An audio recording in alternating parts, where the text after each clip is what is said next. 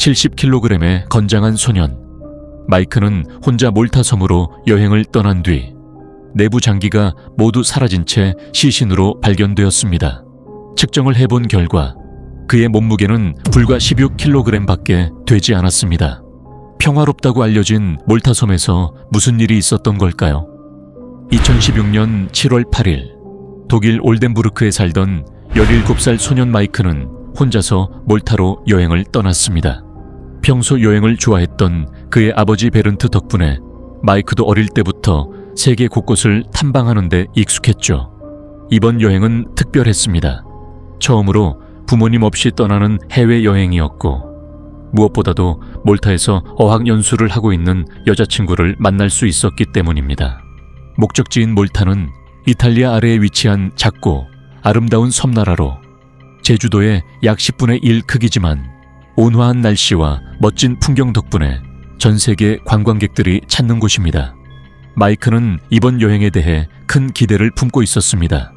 마침 며칠 뒤면 18살 생일을 맞이할 예정이었고 취업 준비도 앞둔 터라 자유로운 시간을 보내고 싶었죠. 부모님 역시 아들의 결정에 신뢰를 보냈습니다. 그렇게 마이크는 설렘을 가득 안고 몰타로 향했습니다. 여행 초반 그는 여자친구와 함께 몰타의 동쪽에 위치한 아스트라 호텔에 머물며 섬 곳곳을 둘러보며 행복한 시간을 보냈습니다. 예정된 독일로의 귀국 날짜였던 7월 17일 마이크는 조금 더 머물고 싶다는 생각이 들었습니다. 여자친구를 먼저 독일로 보낸 뒤 혼자 남아 몰타를 즐기기로 결심한 것이죠. 그는 5일 뒤인 7월 22일로 비행기표를 변경했고 가족들에게도 이 사실을 알렸습니다. 2016년 7월 22일 독일 브레멘 공항.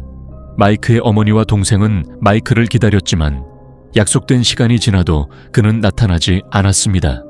불길한 예감을 느낀 어머니가 항공사에 문의한 결과 마이크가 예약한 항공편은 이미 도착했으며 그의 이름도 탑승객 명단에 있었습니다.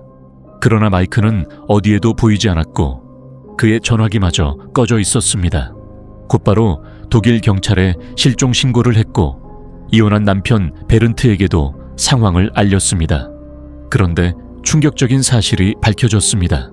마이크는 이미 4일 전에 몰타에서 실종 신고가 되어 있었습니다. 그가 머물던 호텔에서 돌아오지 않자 직원이 몰타 경찰에 신고했지만 몰타 당국은 이 사실을 가족에게 알리지 않았던 것입니다. 아버지 베른트는 직접 몰타로 가기로 결심하고 마이크의 형 다니엘과 함께 섬으로 향했습니다. 조사 결과 마이크의 마지막 행적은 2016년 7월 18일 아침 10시 호텔을 떠나는 모습이었습니다. CCTV에 찍힌 그는 하늘색 티셔츠를 입고 배낭을 맨 채 자전거를 타고 있었습니다. 그는 여자친구와 가족에게 카타콤에 다녀오겠다는 메시지를 보냈고 자전거가 너무 재미있다는 말을 마지막으로 연락이 끊겼습니다. 이후 이틀간 호텔로 돌아오지 않자 직원이 실종 신고를 했습니다. 그의 아버지와 형은 섬 곳곳을 돌며 실종 전단지를 붙였고 몰타 당국도 대대적인 수색에 나섰습니다. 이 사건은 현지 언론에서도 주목받으며 여러 제보가 들어오기 시작했습니다. 마이크가 실종된 지 8일째인 7월 26일 몰타 경찰서는 익명의 제보를 받았습니다. 딩글리 절벽 아래에서 남성의 시신이 발견되었다는 내용이었습니다. 딩글리 절벽은 몰타에서 가장 높은 지점이자 유명한 관광지로 많은 사람들이 경치를 즐기기 위해 찾는 곳입니다. 제보를 받은 경찰과 마이크의 아버지, 형은 급히 현장으로 향했습니다. 이미 현장에는 뉴스 촬영팀이 대기 중이었고 시신은 오랜 시간 방치된 듯 심하게 훼손된 상태였습니다. 수사관들이 시신을 수습하는 동안 베른트는 확인하지 않고는 도저히 마음을 진정시킬 수 없었습니다. 그는 수사관에게 얼굴 부분을 열어달라고 요청했지만 시신은 심하게 부패해 육안으로 신원을 확인할 수 없었습니다. 얼굴 왼쪽과 목에는 이상한 구멍이 있었고 베른트는 불길한 예감을 떨칠 수 없었습니다. 멀리서 시신을 지켜보던 형 다니엘도 동생임을 확신하지 못했습니다.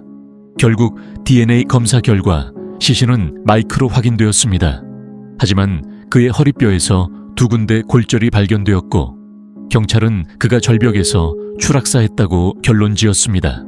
마이크의 시신이 부검을 마치고 몰타의 한 연관실로 옮겨지면서 사건은 마무리되는 듯 보였습니다. 그러나 마이크의 아버지 베른트는 그곳에서 상상도 못할 이야기를 듣게 됩니다. 연관실의 한 직원이 주변을 살피며 조용히 다가와 충격적인 비밀을 털어놓은 것입니다. 실은 그의 시신에서 골절 흔적이 전혀 발견되지 않았습니다. 높은 절벽에서 떨어졌다면 분명 뼈가 부러졌어야 하는데 이상하게도 아무런 손상이 없었습니다. 직원의 말에 베른트는 순간 말을 잃었습니다. 추락사로 결론난 사건에서 골절이 없다니 도저히 이해할 수 없는 상황이었죠. 하지만 더 물어볼 새도 없이 직원은 급히 자리를 떠났습니다. 베른트는 혼란과 불안에 휩싸여 사건을 담당한 수사관에게 전화를 걸었습니다. 정말 추락사가 맞습니까? 골절 흔적이 없다는 이야기를 들었습니다. 그러나 수사관은 대답을 피하며 얼버무렸습니다. 그날 저녁 베른트는 그 직원을 다시 찾아갔습니다.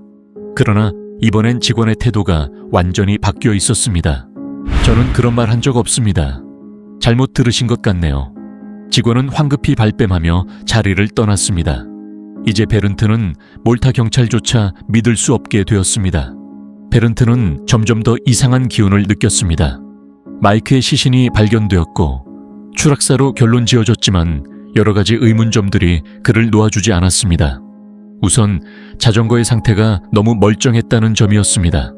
높은 절벽에서 떨어졌다면 자전거도 심하게 파손되었어야 했지만 그 자전거는 고장이 없었죠. 게다가 시신을 발견했을 때 마이크의 운동화는 모두 벗겨져 있었습니다. 추락사고라면 왜 신발이 벗겨졌는지 그건 이해할 수 없었습니다.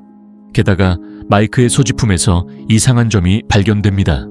선글라스와 운동화는 발견되었지만 배낭, 휴대폰, 고프로 카메라는 어디에서도 찾을 수 없었죠. 마이크는 여행 중 항상 모든 순간을 고프로로 기록하는 습관이 있었기에 그가 마지막으로 찍은 영상이 남아있을 거라 믿었습니다. 수사관은 처음에 마이크가 허리에 고프로를 착용하고 있었다고 말했었습니다. 그러나 베른트가 고프로를 돌려달라고 요청하자 수사관은 갑자기 말을 바꾸었습니다.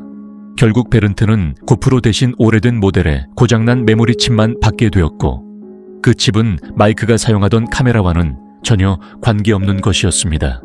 베른트는 여러 번 고프로를 요구했지만 끝내 고프로는 돌아오지 않았습니다. 배낭, 핸드폰, 지갑 등 필수적인 소지품이 전혀 발견되지 않았고 경찰은 관광객이 훔쳐갔을 것이라고 말할 뿐이었습니다. 그러나 베른트는 그것이 진실이라고 믿을 수 없었습니다. 결국 베른트는 의문을 풀지 못한 채 마이크의 시신을 안고 독일로 돌아갈 수밖에 없었습니다. 8월 17일 마이크의 시신이 독일 브레멘에 도착했습니다. 그러나 8월 20일 장례식을 위해 시신을 열어본 장의사는 놀라움을 금치 못했습니다. 시신은 전혀 방부 처리가 되어 있지 않았고 그저 썩은 냄새만 진하게 풍겼습니다. 몰타 당국에서 보낸 서류에는 방부 처리가 완료되었다고 적혀 있었으나 현실은 달랐습니다. 그뿐만 아니라 마이크의 건장한 체구에도 불구하고 시신은 그에 비해 너무나 가벼웠고 체중은 고작 16kg에 불과했습니다. 검시관이 시신을 확인한 결과 마이크의 뇌, 심장, 간, 폐, 방광 등 거의 모든 장기가 사라져 있었고 그저 텅 비어 있었습니다. 마이크가 장기 기증자가 아니었기 때문에 그의 가족들은 장기들의 행방에 대해 더욱 깊은 절망감을 느꼈습니다. 하지만 무엇보다도 그들은 언제, 어떤 순간에 그의 장기들이 사라졌는지를 전혀 알 수 없었습니다. 가족들은 몰타 당국에 연락을 시도하며 아들의 장기를 돌려달라고 애원했지만 돌아오는 답변은 충격적이었습니다. 당국은 마이크의 시신이 발견되었을 때 이미 장기들이 모두 사라졌다고 말했습니다. 더 충격적인 것은 뇌조차 햇빛에 녹아 없어졌다는 주장까지 나왔습니다. 가족들은 이 설명을 도저히 믿을 수 없었습니다. 시신에서 짐승에 물린 흔적도 없었고 뇌가 그렇게 완전히 사라질 수 있다는 사실은 더더욱 이해할 수 없었습니다. 시간이 지나면서 사건은 국제적인 논란을 일으켰고 독일 당국은 재조사를 시작했지만 시신이 너무 부패되어 정확한 사망 원인을 규명할 수 없었습니다. 2016년 9월 4일, 마이크의 가족들은 그가 사랑했던 바다에 그의 유해를 뿌리며 조용히 추모했습니다. 그러나 베른트는 아들의 죽음의 진실을 밝히겠다는 결심을 한 채 2년 동안 몰타와 독일을 오가며 의문을 풀기 위한 여정을 멈추지 않았습니다. 그는 담당 법의학자와 수사관들을 다시 찾아갔지만 그들의 대답은 여전히 불투명했고 때때로 언제 다시 독일로 돌아갈 계획인가? 라며 비꼬는 듯한 말투로 그를 돌려보내기만 했습니다. 베른트는 그들의 답답한 태도에 좌절하지 않고 결국 몰타 당국에 사건 관련 서류 원본을 요청했습니다. 2년이 흐른 2018년 4월, 그는 드디어 200페이지에 달하는 서류를 손에 쥐게 되었습니다. 그러나 그가 받은 문서에는 중요한 부검 결과가 누락되어 있었고 마이크의 죽음에 대한 중요한 정보들은 단 하나도 포함되어 있지 않았습니다. 더 충격적인 것은 몰타 당국이 여전히 마이크가 절벽에서 추락했다는 기존의 주장을 고수하고 있다는 사실이었습니다. 마이크의 실종 사건에 대해 여러 가지 추측이 떠돌았습니다. 가장 널리 퍼진 가설은 혼자 여행 중이던 마이크가 장기 밀매의 희생자가 되었을 것이라는 주장입니다. 그러나 이 가설을 뒷받침할 만한 사건이나 자료는 그 어디에서도 확인되지 않았고 점점 더 신빙성을 잃어갔습니다. 결국 마이크의 죽음은 풀리지 않는 미스터리로 남게 되었습니다. 그럼에도 불구하고 그의 가족은 절대로 포기하지 않았습니다. 마이크의 배낭과 고프로, 카메라에 대한 정보를 제공하는 이에게 10,000유로의 현상금을 걸며 제보를 받기 시작했습니다.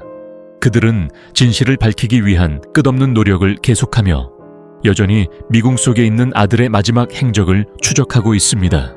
오늘의 이야기는 여기까지입니다. 시청해 주셔서 감사합니다. 구독과 좋아요 부탁드립니다.